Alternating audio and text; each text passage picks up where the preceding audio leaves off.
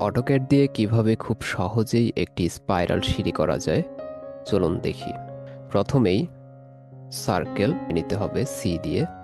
এবার আমরা মাপটা দিব হচ্ছে 10 ফিট, এন্টার।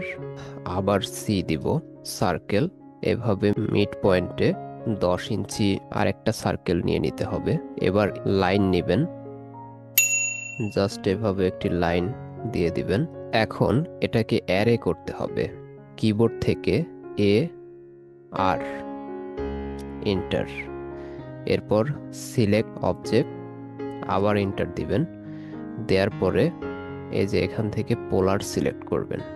পোলার সিলেক্ট করার পর জাস্ট এরকম এই সেন্টারে একটা ক্লিক করবেন। ক্লিক করলেই এরকম হয়ে যাবে।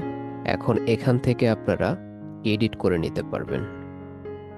অর্থাৎ আমি হচ্ছে কয়টা স্টেপ নিব, এখানে আমি 16টা স্টেপ নিব। 16 দিয়ে এন্টার দিলেই আমার কিন্তু 16টা স্টেপ হয়ে গেছে।